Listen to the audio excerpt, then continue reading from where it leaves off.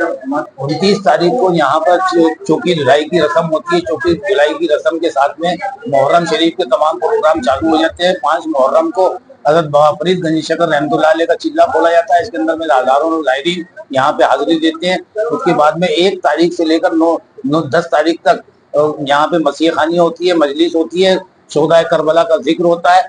8 तारीख को निजाम गेट से ताजी शरीफ की सवारी होती है और सवारी रात को दरबार शरीफ मामूल होने के बाद में शुरू होती है। उसके बाद में छतरी आगे पहुंचती है, छतरी आगे वहां पे रख दिया जाता है। फिर रात भर तकरीबात चलती है। फिर दूसरे रोज 9 तारीख को छतरी आगे से सवारी ले जाते हैं इमाम बड़े में, वहां पे रख दिया जाता है।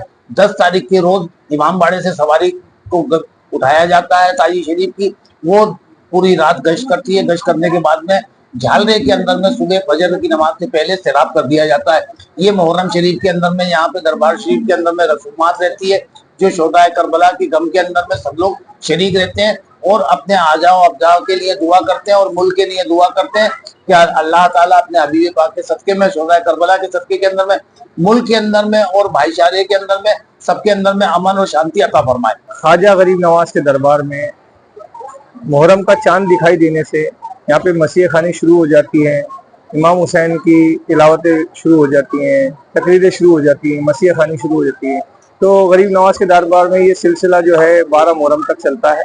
और इस मौके के ऊपर तमाम ज़ायरीन यहाँ पर जब आते हैं तो 4 मुहर्रम से लेकर 7 मुहर्रम तक हजरत बाबा फरीद का चिल्ला भी खोला जाता है और ये 72 घंटे के लिए खोला जाता है। तमाम ज़ायरीन यहाँ पर मौजूद होते हैं, यहाँ पर आते हैं और हाजिरी देते हैं। तो गरीब नवाज के दरबार में जो ज़ायरीन यहाँ पर मुहर्रम शरीफ के लिए आने वाले होते हैं, वो हर साल की मन्नतों पे होते हैं, उनके हर साल आना होता है मुहर्रम में, यहाँ पे शामिल होता है। वो ज़ायरीन पहले से हर साल ये इंतजाम करके चलते हैं कि ख्वाजा साहब के दरबार में मुहर्रम शरीफ के 10-12 दिन जो है वहाँ पर गुजारने हैं। और वो यहाँ पर आकर के मुहर्रम शरीफ के अंदर आपने देखा होगा कि कई ज़ायरीन हरा कुर्ते का लिबास भी पहन लेते हैं।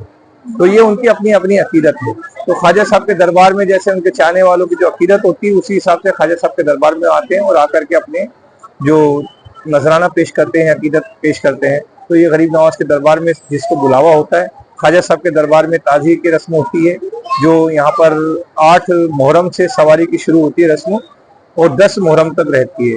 जो दरगाह के निज़ाम गेट से सवारी की रस्म होती है, 8 मुहर्रम से लेकर छतरी गेट तक सवारी होती है और 9 मुहर्रम को छतरी गेट से लेके इमाम बारगाह के लिए रस्म होती है सवारी की। उसके बाद में 10 मुहर्रम को इमाम बारगाह से झालरे के लिए सवारी की रस्म होती है और सुबह फजर के टाइम में ताजी शरीफ को सैलाब कर दिया जाता है।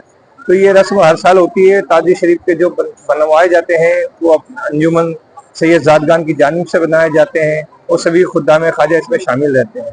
तो सभी के लिए हम सब दुआ करते हैं। मैं दरबार ख्वाजा से सैयद। अजमेर में नया नाम ढूंढना आसान है पर भरोसेमंद एक्सपीरियंस मिलना मुश्किल।